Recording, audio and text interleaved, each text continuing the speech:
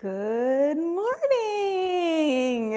I feel like we should start this with a happy birthday song because it's our 15th birthday. Yay! Yay! So thank you all for joining us. Thank you all for coming today. It's so great to see everybody's faces here after 15 years. I also want to thank our sponsors at Impact Hub Houston for the lovely breakfast and coffee. Everybody like the coffee? Are we good? Yeah. Everybody caffeinated? Yes, yes, yes. Love it. So today we have a gorgeous, esteemed panel, and I'm sure you all know that we're talking about community. Social Media Breakfast is a community that Cami and I built 15 years ago, and it's been going strong ever since. It's had its ebbs and flows, but it's amazing that we're all here today. So I want to start by introducing the panel. Of course, at the end, my illustrious partner in crime, Cami Hoyza. She is the CEO of Zoetica and co-founder of Houston Social Media Breakfast. Hello to Cami. Big applause. All right, and then next we have Michelle Nomi, who is, I want to make sure we get a founder of African American Marketing Association and an original member of Houston Social Media Breakfast way back in the day. So welcome, Michelle. Akil Bernard, I'm sure you all have seen him around here. He is the community catalyst here at Impact Hub Houston. Welcome. And then Ozil, make sure I get it right. DeBastos is the founder of Pod Houston and has been our guest more than once, I think. Yeah. So welcome, Ozil. Thank you. So before we start this line of conversation, I want to share that on the desk, on the tables around here, each of our speakers have brought you a little bit of a gift. So make sure you scan the QR codes that are on the flyers on the tables and take home your gift. Thank you, guys. So I'm going to just jump right in here because I know that we have a lot that we want to talk about with this group of community builders. I'll start with Cami. So do you want to talk a little bit about like how Social Media Breakfast Houston started? What motivated you and how we got here today? Yeah, so I moved to Houston, Katy, actually, in 2008. And I basically was starting all over again. So, you just come to a city and you don't really know very many people. And she's not here today, but Sandra Fernandez was, or she is. Oh, I didn't see you yet. Thank you. Sandra, raising her hand. I didn't see you. So Sandra and I were friends on Twitter, honestly. And so she and I met for lunch a couple of times at a restaurant that now no longer exists.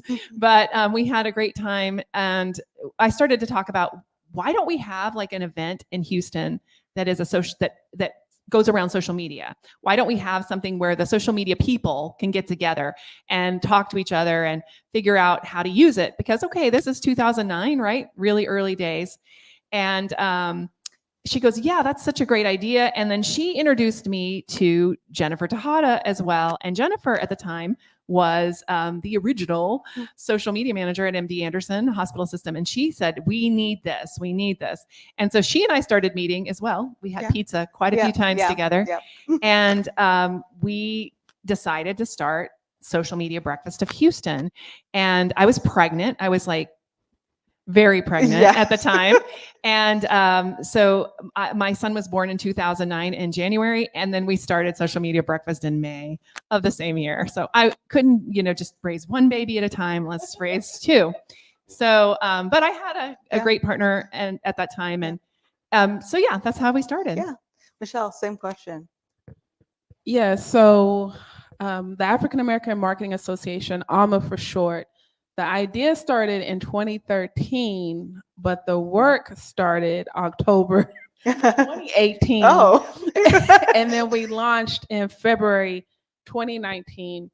And simply put, there was one question. It was, where are the Black marketers? Right? Yeah. And at that time, if you think between 2017 and 2018, there was just a lot of marketing and advertising, social ads, on social as well as TV and all types of ad Mhm. campaigns. And I was like, how are these messages getting approved? Because it was either Good misrepresentation question. or a lack of representation. And a lot of Black culture is pop culture as well. So I'm like, y'all ain't checking the room. Like, y'all ain't on Twitter. There's got to be somebody in Y'all the ain't room, on my right? Twitter. So it was like, how is this happening? Where are the Black marketers? And then we started, and the foundation of our mission is to galvanize and equip, right? So galvanize to bring together, and then to provide those resources, information to become better in your career or your business. Akil, I know that you are a multi-community builder. So I'd really be curious about like the gaps that you saw in your community that you had to, that you found ways to fill holes in. The gaps. She gave me the hard questions. So I started with Impact Hub about I'm gonna say 2 years ago. So I started post-pandemic. So when I had started with the team, we were trying to figure out how to get people back into the space because everyone was working remotely.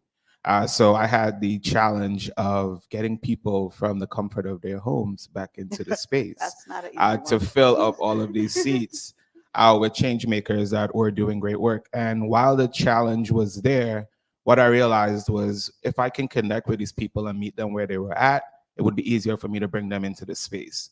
So the transition was easier than expected because when you're doing sales or you're marketing a concept, it's easy to sell when you believe in the work that you're doing. So the gap was more so, how do I get you to leave the comfort of that home studio that you've been working at for so long and back into the space? But little did I know that people were already fiending to do that already. Yeah. People were looking to come back into a space, build community. People were getting Zoom fatigued and all of that. So we just simply asked them, what is it that you need in this new version of the space and how can we deliver that? And but simply by asking those questions, we got answers, and then we were able to transform the space and the image of the things that they needed. And essentially fill those gaps. Ozil, I want to ask you the same question because, and then I want you to share a little bit about the community that you built. But like, what were you trying to solve there? Like, what gaps did you see that needed to be filled? So interesting, the parallel with the question. It starts with a question. Yeah. Where my people at? Same thing. Yeah. There was a great blogging community here in Houston, and I've been podcasting for 10 years. But in 2018, I wanted to create a community centered around podcasters. And I was asking, where are the podcasters at? I see the bloggers, I see social media, but where are the podcasters? Yeah. So I put it up on Meetup. And essentially, it was just to create a space where podcasters could connect, can collaborate, and get educated on this space. Podcasting has been around for a minute now, but it was still a growing medium at that time.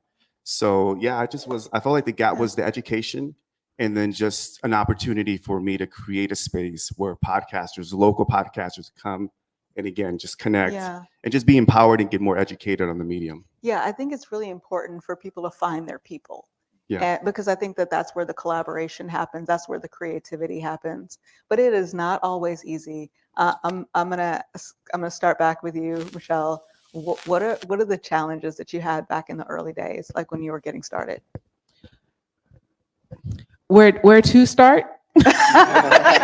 So you had one challenge, just one. Where to start was the challenge. Got it. That's why I had to state the timeline, like the idea 2013. Yeah. And then the work 6 years later, because I would Google and like nothing was there.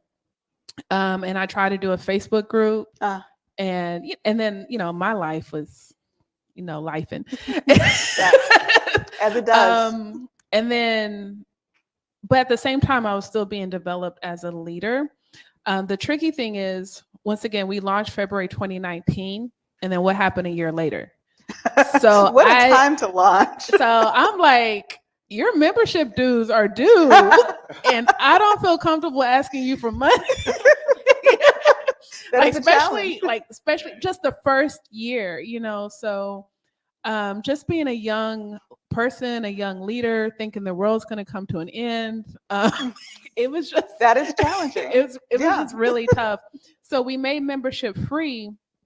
for a couple of years. And then last year we reinstated membership. But within that, it's like the value prop, the buy-in, Yeah. you What know, do you whether get? it's free Yeah. or reinstating membership dues. It's like, how do you, it's like you really, the pandemic it changed everything, and then we got to recalibrate. Yeah. Right. So whatever foundation and blueprint I had in the planning stage was interrupted, and I don't know if that plan is viable. So how can I be flexible as a leader and translate that message to the community, right? Member or non-member. I think that's an important point. That flexibility. Kimmy and I could probably talk about this all day. The challenges. Kimmy, do you want to share some of the challenges that we had back in the day, and how flexibility potentially helped that situation? Yeah. So flexibility is everything. First of all, I want to just say something about what I'm hearing here. And that's why I invited you guys, because all of these people have been like part of the early success of Social Media Breakfast of Houston. Akil was kind of coming in later, but this last couple of years, as I've rebuilt this, he's seen my struggles here, because I've had the same struggles he's had, and we have the same goal. So that's been really important. But Grace, who is the founder of, and Michelle, who are the founders of Impact Hub Houston, Grace was sitting in the front row of like the Social Media Breakfast of Houston at the very early age, at the very early times, like when we were at Coffee Groundz. So she has been along for this journey the whole time. And what I love is that if we can help each other as communities to grow, and one of the things you've heard by everybody here so far is looking for the gap. So if you see a gap out there in the marketplace, maybe you're the one who's supposed to fill it. Yeah. I don't know. I mean, I'm just putting that out there. So look for the gaps, and then you fill the gaps. People ask me all the time, well, why don't you have one of these out in the woodlands? I'm like, why don't you? I don't know. I mean, that would be great. So if you're out in the woodlands watching this, yeah. So I'm just saying, it's, if you see a gap, fill the gap. I mean, you don't have to fill it, but you might be the one who is supposed to fill it. Okay. So the challenges were many and great. It started out really well because we had so much support. There was so much hunger and need for it. And so the first meeting we had 30 people show up. I mean, it was incredible how many people showed up the first time. I didn't expect it. And then we had, we were meeting at Coffee Groundz outside, and then we got too big for the back porch. Do you remember the fire? Oh, the fire. Yes. Yes. It was across the street in the middle. Oh, yes, there was a fire. And I mean, we've had all kinds of crazy, like the things that have happened. We also had one time when it snowed, and there still was like about 15 or 20 people. We didn't think anybody was coming. So we meet rain, shine, hurricanes, whatever. We did also do a hurricane relief live stream, and I have some really great pictures of Fred, who's sitting right there. And he came for that live stream as well. And many of you did. If any of you were here that came to the live stream, raise your hand. I think Sandra did. Anyway, there was quite a few of you who came for the live stream. So after Hurricane Harvey, we sat around and we brought in nonprofits that were aiding immediately in help, and we live streamed what they were helping with and where you could get that help. So this community has come together over and over and over again. We started Gift of Guidance in 2012. That helped, I think, to cement it in. So you need to have things with the community, like when you're building it, that make people belong. So we've always been free, which also makes it hard because it's like, oh, it's free. I didn't pay for it. Do I need to show up today, or do I not need to show up today? So like having those, like you said, building in those reasons that people will come and that they will feel like they belong in a place, because this has not ever been about Jennifer and me. It's about you. Yeah. It always has been about you. And that's our goal, is to give back to the community in this way. And I'm just grateful we've made it 15 years, because there's been just one after another. And by the way, restaurants closing, like I was on an airplane and I read the news that Canopy was closing in the Chronicle. And I'm like, Claire did not tell me they were closing next month. I miss that place, by the way. Canopy was my first experience. That's Houston Social. I mean, it was our favorite place. It was 8 Yeah. years at Canopy. It was a great run. And I called Claire. I'm like, hello. She goes, I know, I should have called you first. And Because we were bringing like 100 people into that space. Yeah, we had 100 people coming at that time. And hopefully we'll get back there again. You're here today, so I see you. I see you all. 25% the way there. But I like it. the point is that it was hard. And then, we moved to Alice Blue, which also is owned by Claire. So she was wonderful to let us go there. And I have to find places where they're not going to charge me a lot of money to go there, because I don't charge you. Yeah. So if I go to a place where they charge me, I'm going to have to charge you. And that's not really my goal. My goal is to have a place of education where Houston, social media, people who are interested, you don't have to be like a professional, but people who are interested in using social media to create community, to grow, that we have a place to meet. So we moved to Alice Blue, and then COVID. So challenges. We all fell off the COVID cliff. I mean, this is just pandemic, right? So now we're going to be like, never. YouTube's not going to show this to anybody because they said those words anyway.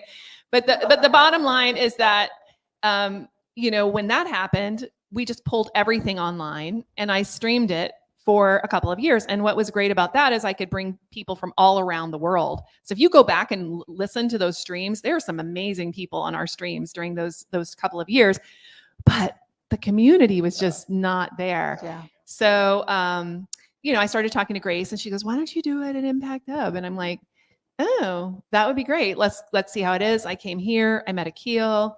We started working hard to get people into this space, and it started slow. Oziel was my very first speaker here. Whenever we had our first, in-person meeting after COVID, we had Oziel and about 3 people showed up. Yeah. It was Ken. Yeah. Ken and I don't know, Ken and yes, it's Yeah. that's right. I'm sorry. So we had just a couple of people that showed up, and I was like, oh, okay.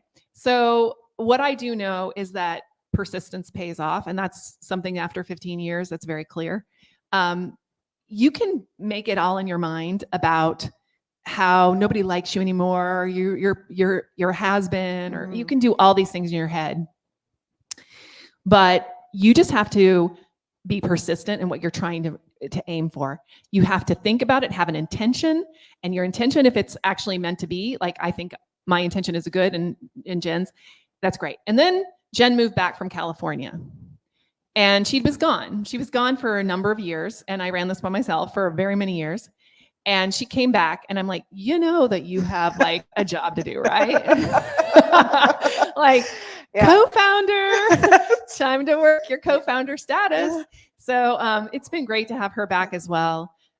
To me, it breathes in a lot of energy to me. You know what I'm saying? So that I can continue to do the things I've been doing. Yeah. So anyway, I'm done. No. I think all of those challenges are real, especially like in building a group, because things ebb and flow and change, and people have to run off across the country and then come back, and jobs change. Companies change, and spaces close, and all these things happen. Oziel, I want to punt this question back to you about flexibility and change. Like how, especially in the podcast world, things change so frequently. How are you and your community dealing with the changes? Like what's the secret sauce to staying relevant, staying creative? Just staying consistent, making sure that I am always plugged into the community. A challenge and a mistake that I made as a community leader is I had a VA that was helping me out with the community. And they were like, but where are we at, Oziel? Like, how come you're not plugged into the community? So I try to make sure that I'm plugged in with the community, that I'm hosting events. We have a weekly newsletter, which we're staying in touch with our community members as well. But I want to mention something about, I was a major challenge, which was going virtual. Oh. I'm an in-person guy. People, you guys energize me. And, shout out to Facebook. I love live stream. I love that there's definitely the virtual community there as well. Yeah. And LinkedIn now. Ooh, LinkedIn's a big crowd now. Yes. Yeah. But Cammie, you alluded to this earlier in that whenever COVID hit, going into transitioning from in-person to virtual, that was hard for me. That was very hard, because even though I was doing a lot of remote podcasting, interviewing, but it was just a whole different dynamic. And I felt like it was virtual, but it just didn't felt real for me. It's not the same. And when we came out of COVID, we felt the challenge in attendance. Like people were still kind of like, I remember going to a conference and people didn't know quite how to interact. It was weird. It was podcast movement. And yeah, it was Yeah. like, Yeah. do I? Oh yeah, It was a really weird time. I What's speak to people. happening? I know how to talk. Exactly. And I it was saw great. that like right after COVID, our first meetup Yeah. out. So that was a major challenge. But just going back to your question, just adaptability is just making sure that you're plugged in. At the end of the day, it's people to people. Yeah. You know, I think as long as you don't lose sight in knowing that there's other people that you got to care about and empower others to lead as well within the community. So that way you can kind of not remove yourself completely, but the goal is as a leader is to make sure that we're all kind of spreading the word and we're all contributing to the community together. And at the end of the day, community is about growing together. Yeah. Yeah. No, 100%. I think that actually leads really well into my next question. And I want to start with Akil on this. I think it's fascinating. Houston is special because it is such an inclusive city. And so I want to talk about like, we've been really successful in building an inclusive community where everybody feels welcome. Akil, how and I know Impact Hub is the same, how have you really approached building inclusive community? That's such a layered question, but a question I love. I think you attract what you put out there. If you look at the team here at Impact Hub, we have a very diverse team in ourselves. We have Grace that is from the Philippines. Michelle is of Mexican descent. I'm from Trinidad and Tobago. So you already have there a very diverse group of people, a very diverse group of perspectives.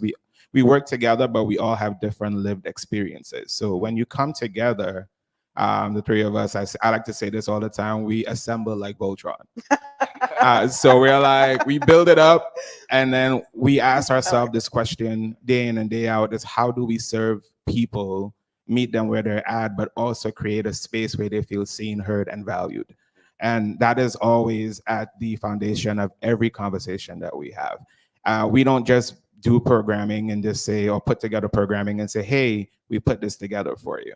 Our approach is very much, let's talk to the people, let's see what they need first, and then let's follow that up with what they want, and then let's create a hybrid of their needs and wants in a space that feels inviting, inclusive, and that creates a sense of belonging for everyone. Could you tell them what Impact Hub actually is? Because some of these people come and they don't know who you are, really. See, I'm getting there. Pretty soon I'll be on the sides of buses talking about it. Right? So Impact Hub, we take on many different forms, but I like to tell people that we are an amplifier for social impact. So if you have a social impact organization or you have a social impact project that you're working on here in Houston that's working towards making Houston a bigger, better, more sustainable Houston, what we do is we want to create a space where you feel comfortable, where you're amongst like-minded individuals, where you can share ideas, where you can collaborate. And then also the biggest key point for us is connecting our entrepreneurs and our organizations to resources to help make that lift a lot easier. I tell people all the time, when you become a member of Impact Hub, our network becomes your network. Impact Hub is not just here in Houston. Impact Hub Houston is one of 120 organizations across 69 countries. So when you become a part of Impact Hub Houston, you become a part of something so much bigger. And we like to push as well that we give a global passport. So you can work at this Impact Hub, but if you go to Accra, Ghana, or you go to New York, or you go to our Impact Hub in Caracas, you can work out of that space alongside other change makers from that particular country, from that particular city, and you can learn from them, they can learn from you. So we push this global partnership that makes the work that our change makers that they're doing here in Houston, it elevates it, because everyone at an Impact Hub, whether you are a member or you are a change maker, meaning you work for the organization, we are all working around educating others on the sustainable development goals. And that is the secret sauce for us. This is what keeps us hungry, and this is what keeps us diverse, is just educating the masses on the importance of the sustainable development goals and the big part that you play in helping to accomplish that goal of making the world more sustainable by 2030. Follow-up question. Do you feel like, I know Impact Hub has really been growing here in Houston. Do you feel like you've your accomplishing your goals? Do you feel like you've made a dent in the amazing, huge, giant goal that you've approached? I love that Do you question feel like too. I do. Last year, Grace gave me a goal of a 300% increase. Wow. I'm not good at percentages, but I was like, that seems like a lot. But I welcome the challenge because I believe in the work. I believe in what we're doing. And for me, as somebody that has always done sales, I've worked in the bank, I've sold memberships before. This is probably the easiest thing that I have positioned because I have removed the word sales and positioned it with serve. So how do I serve my community? How do I serve these change makers that are working towards creating next level change in the cities that they love and care about? And with that pivot in mind, it's easy. And then again, you attract what you put out. So if you ever come to Impact Hub, there's going to be a nice little vibing. Always And is. it's so easy for you to connect with people in this space. And that's the atmosphere that we want to create, even in a bank. That feels very corporate. We've still managed to push the bar and create a space that feels hip, but feels purposeful, but also feels like home. And hopefully everybody that comes through those doors, they feel that when they come in. Well, if that's your goal, I know that you're successful because that's what I feel every time I come in here. Hey, mic drop. Now, I think I might have just increased my goal. Yeah, so Grace. My bad. She's gonna come with something new. Another 300% on the way. See Akil afterwards about membership. Michelle, I want to ask you kind of the same question because you came into your building your community with another big goal, like finding the marketers of color. Do you feel like you're successful in that? Do you feel like you're accomplishing what you set out to do? Yes, in the sense that it's a running target. Yeah. Right. It's definitely a journey. The marathon continues in the sense that we've done some great things in 5 years. And then we've taken steps back, we've taken steps forward. But in the 5 years, in 2021, we launched the Marketing for the Culture podcast. In 2000, I think that same year, we also did our top 50 Black marketers to watch, which is our Black marketers list, which is a nationwide list. And then 2022, we started the Marketing for the Culture Summit. So that's going 3 years strong. So every year, thank you. So we've had Tiffany Williams, Trice Media Productions, and Bridget. They spoke at the conference last year. Trice Media has done our video. Dana did all of the graphics this year. So, these milestones every year is, once again, going back to community, supporting people in the community, hiring people in the community, leveraging the organization. We are a 501c3 nonprofit, that way, people can see the work that we're doing. Like, hey, we're out here. We've had some great sponsors along the way as well. Starting with Onward Search, their creative staffing agency, Dragonfly Editorial, another editing agency, Content Marketing Institute. HP came on board last year. So getting that corporate backing is important, but we still have a lot of work to do. So we accomplished a lot. We've overcome some challenges. But we still have a lot of work to do. All right, that's great. I'm coming your way. I know that we have accomplished a lot of our goals, probably more than we ever expected. But Kimmy, I want to ask you about kind of the things that have impacted our community as a whole that Houston Social Media Breakfast had a hand in. Can you share kind of some stories of maybe just one or two? Because there's some, I can just think about some things that we've done that I'm just like, oh my goodness, I can't believe. How did we do that? Yes.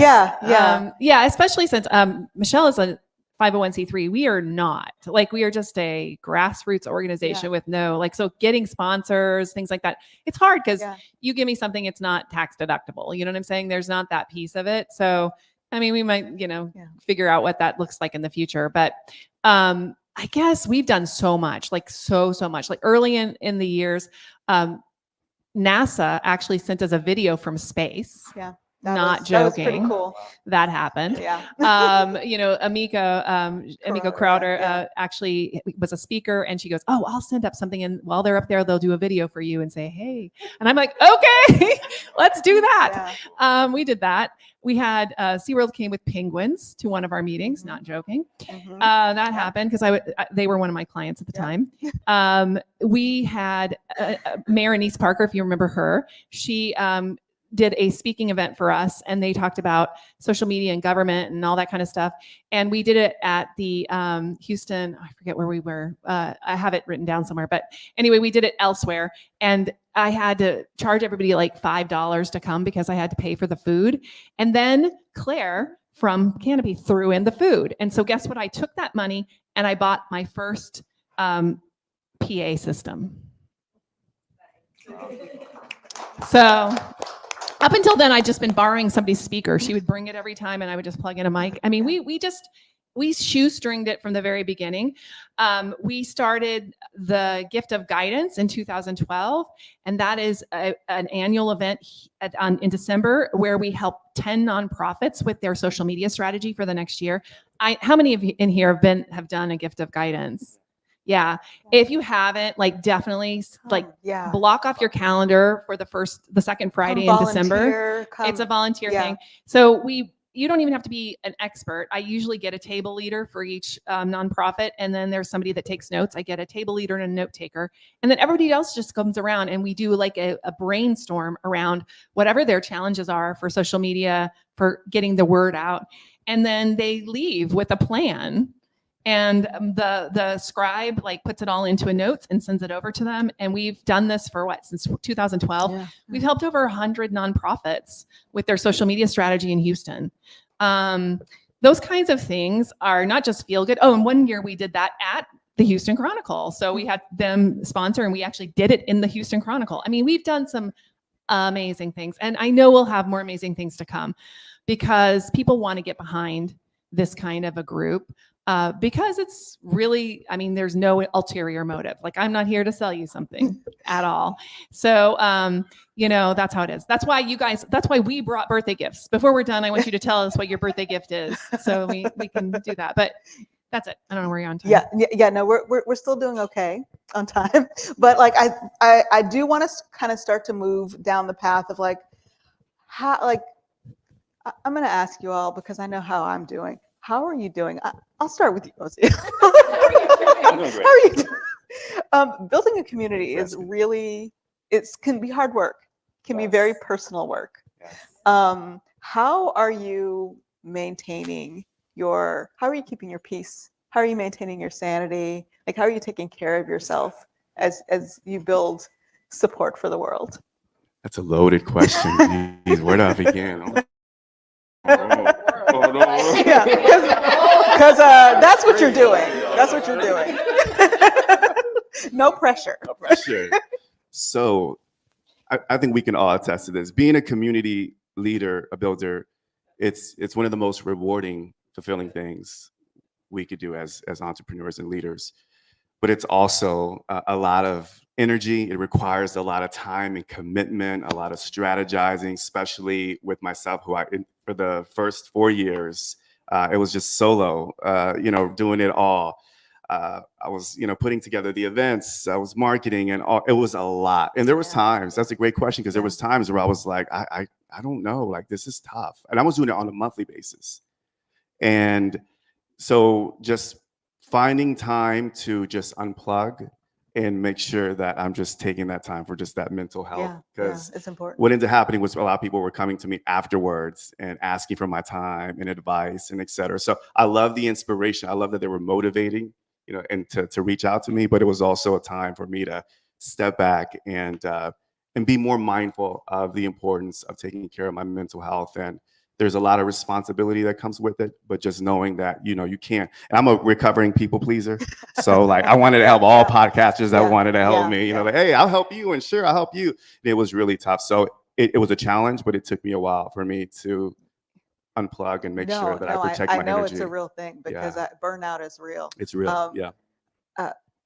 Akil, I want to pass this to you because I know that you're a real advocate for mental health, and you're a huge supporter of not only supporting your community, but supporting the communities that have been built in this organization. So I'd love for you to share a little bit more about like how people should think about self-care when they're doing this kind of work.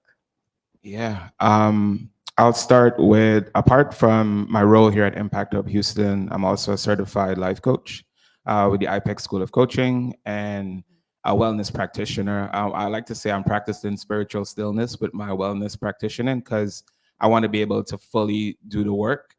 And when I say do the work, I'm talking about internally. I'm speaking about just my shadow work, dealing with the traumas that I've experienced in my life and trying to figure out the beginning points of it and then navigating that. And that's tough work to do by yourself. So I think the first thing most people should do, especially if you're an entrepreneur, is be okay with not being okay. And then following that is finding a supportive group of people to rally around you. And when I say a supportive group of people, like that can be your partner, it can be, your very close friends, but the people that you are actually paying to support you as well, meaning your therapist, your professional coach, your mentors, your team of people around you. It's really important that you build a solid foundation of people that are wearing your team jersey every day and are speaking life into you, and they want you to win even when you yourself don't think that you deserve to win.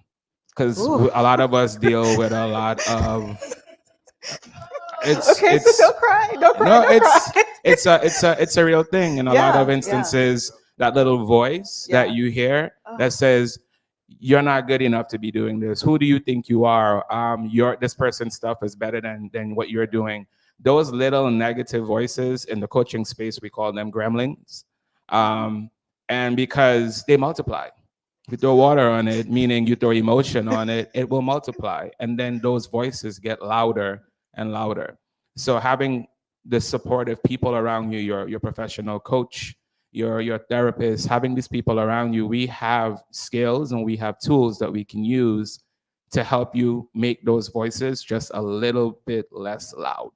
If any one of us tells you we can get rid of them completely, it is a bold-faced lie. We cannot wish those things away, but what we can do is give you strong skills and tools that you can use so that you can cope on a day-to-day basis and you can start pouring from a filled cup. Okay, so that's why I asked him that question. Thank you for therapy this morning. I'm here all day. Michelle, no pressure, but I know that you have a really amazing story around how you've built your team. I've met your team in many occasions on social media. They've shown up at this event, and they are cup fillers. So what are the tips you can provide for finding a support system around your organization? Like finding that internal circle that'll help you build. You have to tell your story. You have to share the vision, right?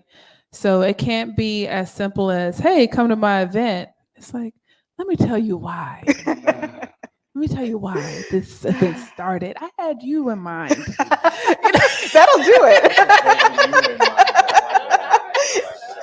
You have to add some finesse to it, right? And I think as marketers, like we know, but then we also lose sight of it. We can't see it. You can't read the label from inside the jar. All of these things, so we need those reminders as well. And, I might as well say a mentor from HP told me, it's like, you need to share your origin story more. And I think sometimes it's like, well, I said it. It's like, yeah, but you said it 12 months ago. Yeah. You gotta keep saying it. You're getting new people in your community, new people online. So I think, telling the story, and that's part of the buy-in, not just for the members, but for everyone. And that's the thing, as a leader, you have multiple stakeholders, right? Yeah. You have your team, you have sponsors, you have your members, attendees, right? And you're trying to convert all these people one way or another.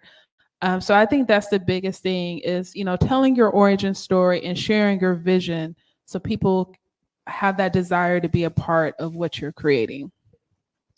That's a good note. Kimmy, we have a different story in building support around us. Could you share a little bit about like the same question, like how do you go about building your internal community, your internal stakeholders? Oh my gosh. So it's hard, first of all. So because you want to make sure that people feel invested. I love what Michelle said. It's so important to make people understand why they're important to the community. That's number one. I have an amazing team, Tori, Tracy, who's out there on the live stream right now talking to everybody. Winter, who's running the live stream, so I have a great team that have built around me over the years.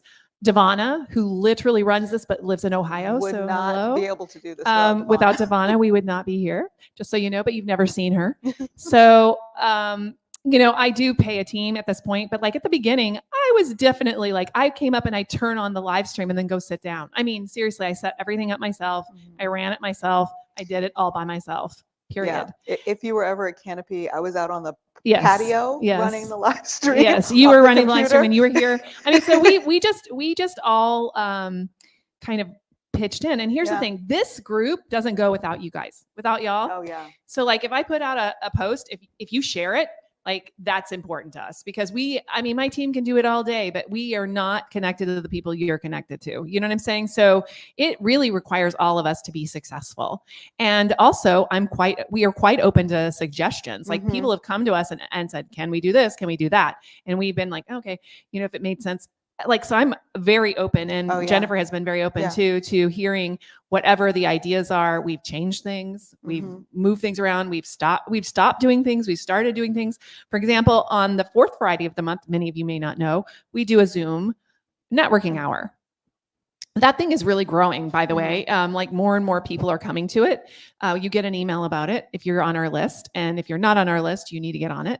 You just go to SMBHOU.com.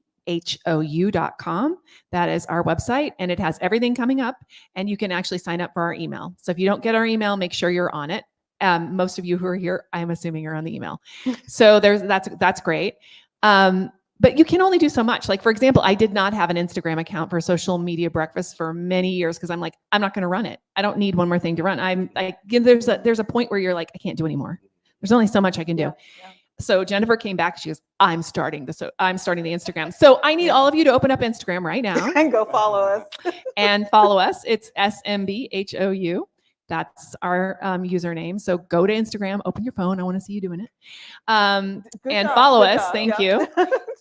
Because that's what I need. I mean, that's how we do this. We do this by that's what grassroots means. Working together. We're on the ground. Yeah. Working together. Yeah. And it's not about like one person like getting fame or knowledge. I mean, I will showcase you. Trust me, I will show you if you're doing something cool in the social media space.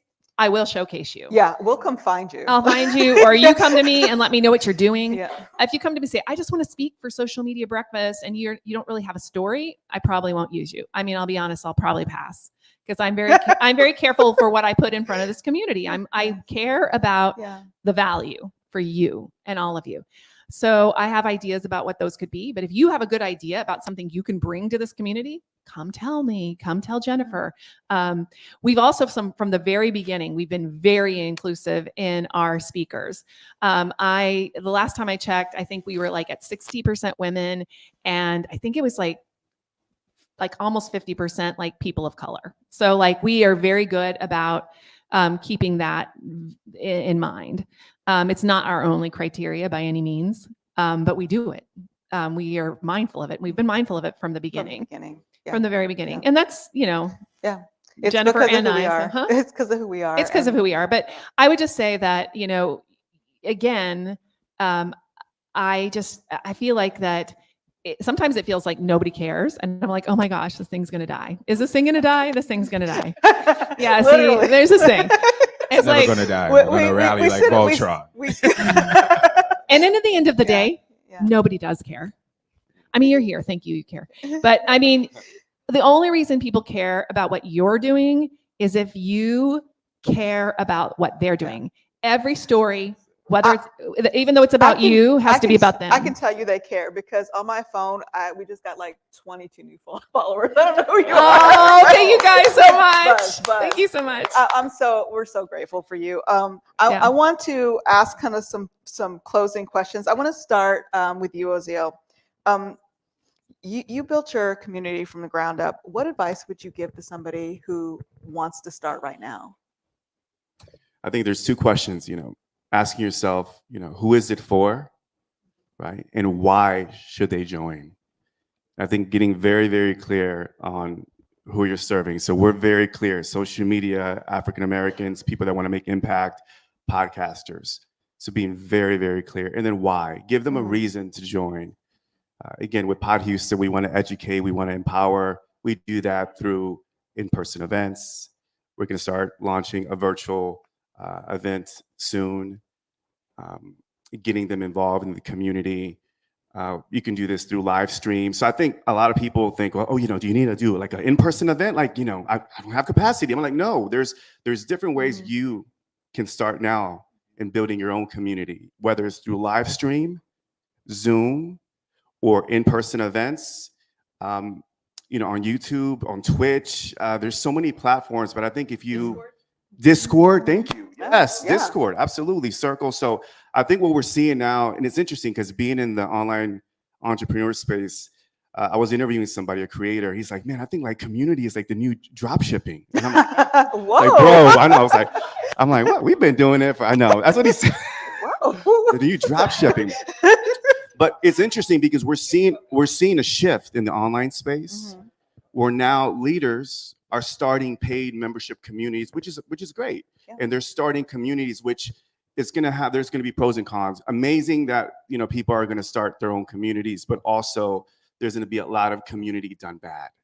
That if you're not equipped with knowing that it's about you and not about us, it's about giving you the resources and tools to start your own empires. If you don't go into it with that mindset, that leadership mindset, community will fail and they will call you bluff. Like people will know, right? Pod Houston's always full. Like we see, shout out to Fun Love Media. Pod Houston is always, we see some members here. They're always coming through, and they all say it's because we feel like we're welcomed, which Cammie, you do a fantastic job with. And, we're seen, we're heard, but you make us a part of the community. And I think it's important. So I know that's my long-winded. I was going to give you my Twitter version, but that is my long-winded answer is that you got to, again, who is it for? Why should they join?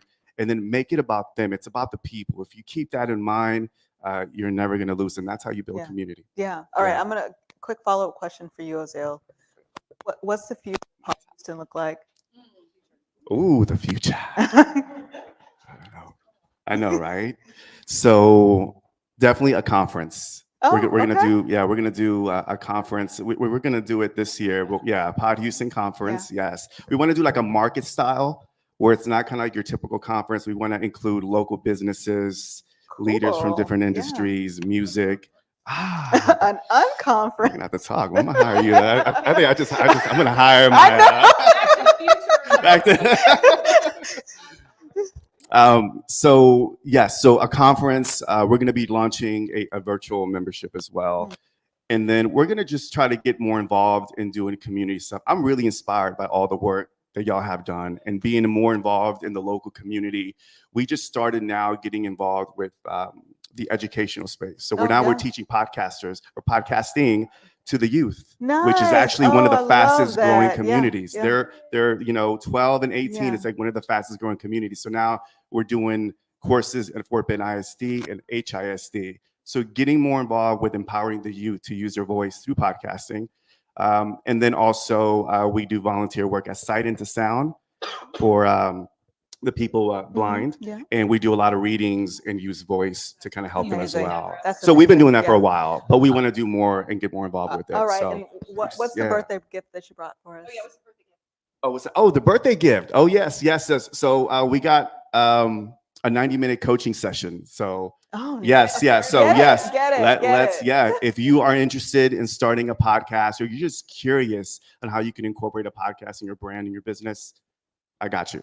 Awesome. Like, let's talk. All right. So that's my gift. Yeah, absolutely. Thank you, guys. All right. Akil, what advice would you give to somebody starting a community or group right now? What advice? I feel strongly compelled to say ask questions before you start building your community. In a lot of instances, people build things that are to fill a gap of things that you see missing. And that's a beautiful thing, and you should lean into that. But it is the worst feeling to build something that only you want. So before you spend all of the time, effort, blood, and tears, because there will be all of those, to build something that's going to be amazing and I'm sure will thrive, make sure to include the people that you are serving. Create a table and invite them to pull up a seat so that they can actually contribute to the community. Because community, like Ozil said, everybody on this panel, Cami and Michelle, it's not necessarily about us, the people that are building the community, because if we were doing it for us, we would be the only people in the room. It wouldn't be called community. We would just call, here I am talking about the things that I'm doing, right? Yeah. So if you build that table and you invite people to have a seat at it, amazing things will come from it. But don't just bring everybody. Everybody can't come along for the ride, right? So you want to invite the people that are going to add value, that are going to contribute great thoughts, but are also going to question you on some of the things that you are putting out. In a respectful way, because that is still your baby and you're probably still very sensitive of it. But if you're the smartest person in that room, you probably need to invite some more people to that space so that what you have is always better. It's always on the horizon to become something better than what you originally intended it to be. So that would be where I would start. And then, I love free events, but if there's a way for you to monetize this, find a way that is fair and just so that you can accommodate yourself for the time and energy that you're also spending to build this thing. Especially because a lot of folks that are doing things like this, if it's not your full-time, it's your part-time, which means you're taking time away from your family, you're taking time away from your 9 to 5 or what they pay for you to do to go do this thing. So you should 1000% find ways to compensate yourself for your time because you are the thing that's building the community. So make sure just to, like people say, pay yourself first, but again, do it in a fair way.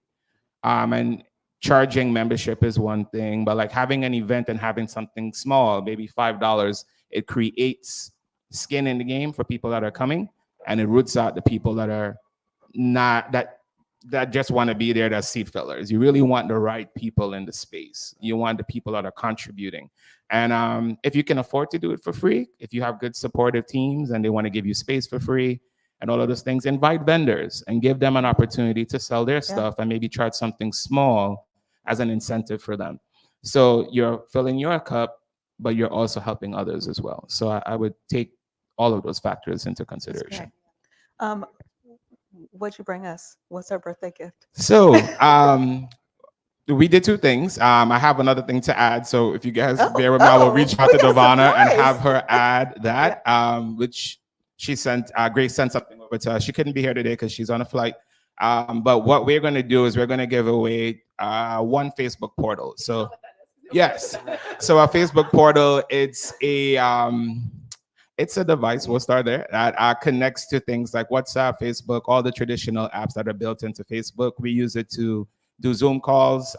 It's very sensitive with your movement. So if you move one way, it's going to zoom in. It's very nice. It follows you. Very cool stuff. Also use it as a speaker. So in order for you to be eligible for that giveaway, what you'll do is you'll go to the Impact Hub Houston Instagram page. You will follow us because that's great. And then you're going to look for the SMBHOU 15-year celebration. You're going to like that post and tag 2 of your friends. And from those people that do that, we're going to pick a winner, and you will get a Facebook portal. All right, thank you. And then the other part, I still have to do some research of what we'll add in, but I can't give everybody portals in here. Definitely not an Oprah moment. So I can't say you get a Facebook portal, you get a Facebook portal. But I could definitely give away one, and we'll find some other value to add to that awesome QR code as well. Thank you. Thank you. Thank you. Michelle, I'm coming to you next. And I think I really want to ask you about what lessons have you learned in building your community that you could impart to this audience? I know you've learned a lot. You have to believe in yourself. Mm. You have to be your own hype man. You have to be surrounded by good people, people that are skilled, and people that are executors. Lessons. So every day I pray that I'm a good steward over Amma, right? And I think, not to get too biblical, but lots of times we think about stewardship when it comes to money, but it's like, I'm over these people. Yeah. Yeah, Good like shepherd. you know, Yeah. so it's like I gotta, once again, manage all of these stakeholders right. I gotta manage this money right, be it membership, sponsorship. Like I gotta manage all of this properly. So it's like constantly doing right by the community. Yeah. I think those are the biggest lessons. I talk to my therapist twice a month. Like, am I communicating? Do I still speak English? Am I? Shout out to therapy. Yeah. Am I communicating right? I think that's a good lesson. I- Get therapy. Am I doing this leadership Yeah, thing right? And I think when you're a founder, you're literally building the plane Yeah. in the air. Yeah. It's like, oh, that wing missing. Oh, Okay. All All right, we still going. It's still in the air. It's still in the air. All right, have it. But you take those dips and it feels a little. So those are all of the things, and I think sometimes people lose sight of that. Yeah. And I tell them, I'm like, look, we're still trying to figure it out. I'm still trying to figure it out, and we're 5 years strong. So those are some of the lessons, in a very Twitter-ish. Yeah. Good job. Good job. What'd you bring us for our birthday? Yeah, so we have the Marketing for the Culture Summit on Thursday, June 6th at United Way. We have some flyers on the table. Yes. And so if you scan that will take you to the website. If you scan the paper, if you scan the paper, you would get $25 off your ticket. So basically the code is SMBHOU.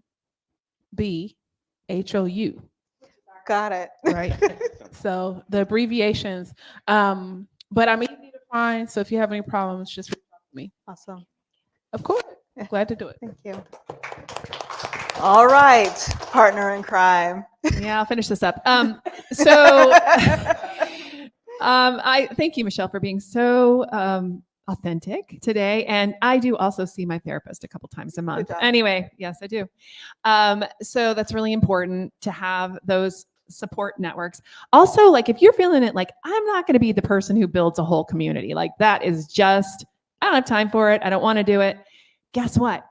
There are people sitting on this panel here who would love to have you be part of their community in a more leadership fashion. Oh yeah. So you can join a community too, and then be a supporter of that community. And I honestly feel like that's just as good in some ways, because if you become that kind of leader really is, first of all, going to build that community up. Second of all, it's going to give you the ability. So one of the things I did when I went to, the first time when I moved to Texas, I was in San Antonio. I started going to PRSA meetings, and I would just come early, help set things up, do different things around there. Eventually they asked me to be on the board as the secretary because apparently nobody wanted to take notes. They were like, nobody wants to be the secretary. Do you? I'm like, sure, I'll be the secretary. So I did that for a while. And then that's where I met Fran Stevenson, who was the director of communications at SeaWorld San Antonio, where I then got a job as a contractor, writing their internal newsletter, which then led to me being able to create the first social media campaign that in all of SeaWorld history. And we were able to prove out $2.5 million in revenue from that particular campaign, which, by the way, yeah, I mean, you can clap for because it's amazing, because it was a team, right? And then from that, I started getting invited to speak at conferences, and that particular case study was put into like all of the textbooks of students at the time that were learning marketing. And guess what? Then I got this huge amount. Why? Because I took out the trash for the community. Do you know what I mean? Yeah.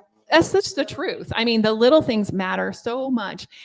In here, I mean, yes, I've done this for free here for years and years. One of our clients, he was doing something really cool, and he wasn't a client at the time. Houston Methodist Hospital System. He was measuring on their blog posts how you get links in. And how many people signed up to go see a doctor thereafter. And so they tracked that. They would track like what that meant for the hospital system. So I said, oh, that is so interesting. Why don't you come speak to Social Media Breakfast? He came out to Canopy. He spoke. About 3 or 4 months later, he called me and he said, hey, do you know anybody who will work on our social media? We need somebody to answer all the questions because we get like all these comments. Tori can attest because she answers many of them. We get a lot of comments on their social media channels. I said, well, yes, we do. And I hired Miss Sandra Fernandez in the back, and she became my first employee. And that client is still my client today, 8 years later. So I'm just saying there is money in it, but that's not what I'm looking for, right? The idea is that I get the clients I need and you get the clients you need, and we all rise together, all the boats, right?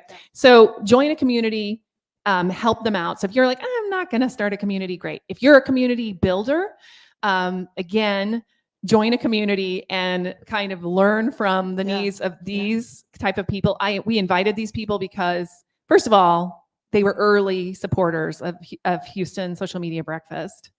And I so appreciate all of you for that so much. And again, they went out and started something amazing. So we're communities building communities, right? And now we're social media, which is basically what we look at, all kinds of media. We don't just talk about, the platforms here, breakfast. And thank you, Impact Hub, for making breakfast actually a thing. Here. I appreciate it. That's pretty much it. Yeah. Absolutely. Yeah. Thanks for being an inspiration. Absolutely. We do have a big announcement too, Cami. Yeah. Yes. Okay. I just want to say something before we close out. So, when I met Cami, I just want to acknowledge you as a friend, as an inspiration, and for your dedicated generosity. Being a community leader takes a lot of time, effort, but it comes from the heart. And this is one of the most generous things any individual, any human being can do, is to put themselves in a space where they're going to give to others.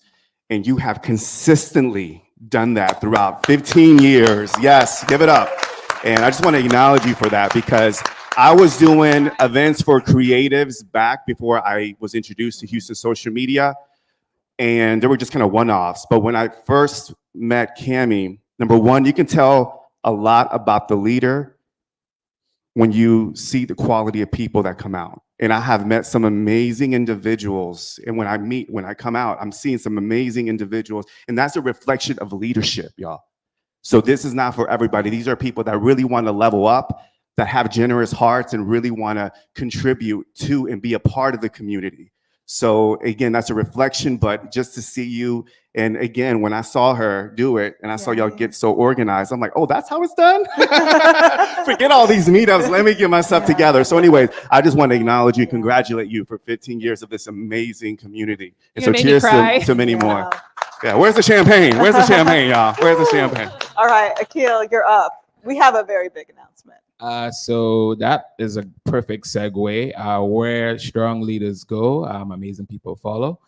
So Impact Hub is actually going to be leaving this space at the downtown Launchpad. Crying.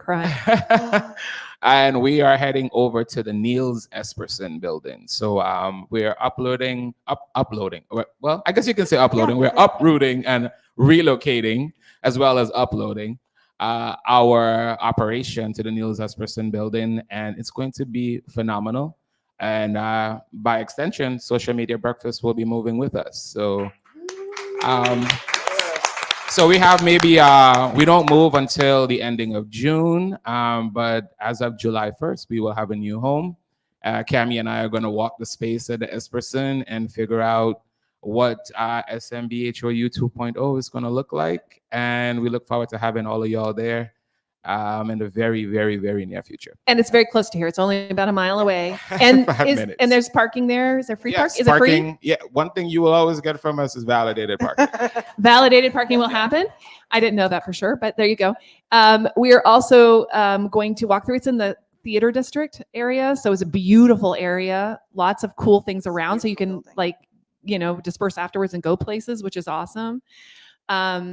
Again, we've moved many times. So if you go to our story today on SMBHOU Instagram, also here, I put it on my LinkedIn page. I did a history. We've moved so many times, right? So we can do this again. We're flexible. Winter's going to help us to get it all set up over there so that the live stream will still be there. So you guys who are live streaming, don't worry, we have you. We've been live streaming since 2016 when we did this, when the Super Bowl was in town. That was our first live stream because we had the entire Super Bowl organization like visit Houston. We had the lawyer for the Super Bowl, and we had the Super Bowl group that came out and talked about how they were using social media and what you could and couldn't say on social media and avoid getting sued, because you could get sued for stuff. So we had them out to talk to us. So that was our first live stream. And I literally went and started the live stream and sat down. I'll put all this out on our channels over the next few weeks. So we'll be celebrating all month.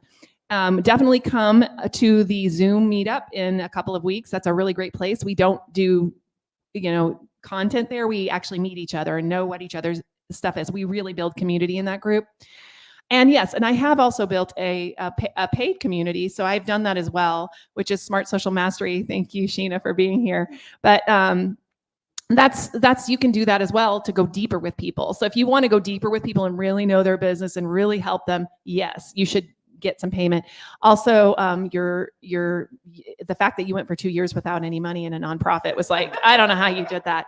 So membership is important. Yeah. If you are an impact company, please think about becoming a member of Impact Hub. It's such a great place, and he has a 300% goal, and we need to help him meet it. So help him meet it. And actually being a member of Impact Hub is not that. It's like $60 a month. What is it? If everybody here 70. What is it right now? That should do it, right? Yeah. What is it? Right now it's $50 a month. But we in the new space that we're going into, we'll have a new tier of membership too. Actually, we're going to do a growth membership, which will give you access.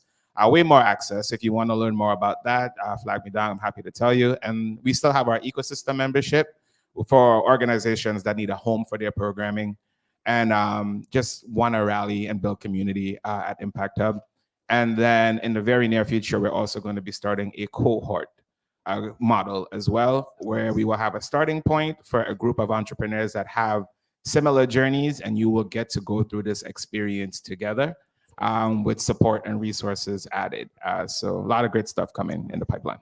So do that. And, definitely, go to the event that Michelle has coming up. I mean, she's given us a great discount. You do not have to be a person of color to go to it. You can show up and learn, which is really important. So please go to that if you can. And always Pod Houston. I mean, I've been attending Pod Houston now and again since the beginning of time. So Pod Houston is amazing. I need to relaunch my podcast, so I need to talk to you. I think I'm coming. Probably have to get some coaching on that. Anyway, so I'm going to be scanning his scanning his gift. Anyway, guys, thank you so much. Thank you so much for joining us. This has been such a great conversation, as I knew it would, because this panel is amazing. Please talk to them afterwards. Don't leave. Let these people talk to you. I'm here all day. All right. Yeah, he's here all day. And also at the end here, for those of you who are out there in Streamland, we're about to go, but if you could just write down or think about in your head what you want to do as it pertains to community in the next 90 days. Yeah. Like, which community do you want to become more involved in? What kind of community are you thinking about growing? How do you want to what next step do you want to take in your community? And then for those of you who are in the room, I'd like you to just turn to the person next to you before you leave and tell them what your intention is. Because if you actually put your intention in the world, it will happen. Yeah. And if you never put your intention in the world, it won't. Yeah. You have to actually speak, because speaking is power. Speaking is power. Like, speaking something actually makes it real, whereas keeping it in your heart buries that. So if you're scared, if you're worried, I know that a lot of you are. I mean, I've been just do I have a future in this or that or whatever? Mm-hmm. What is the next step for you? Tell somebody. tell somebody what that is today. And that'll help it make it real. So also, by the way, if you tell somebody, they may actually know somebody who can help you get there. Yeah. PS. So if you're looking for a job, if you're looking to do that too, tell them that as well. So that way we can help you find that. So, okay, guys. Anything else from your point of view? Nope, that's it. That's the show, folks. All right, guys. Bye.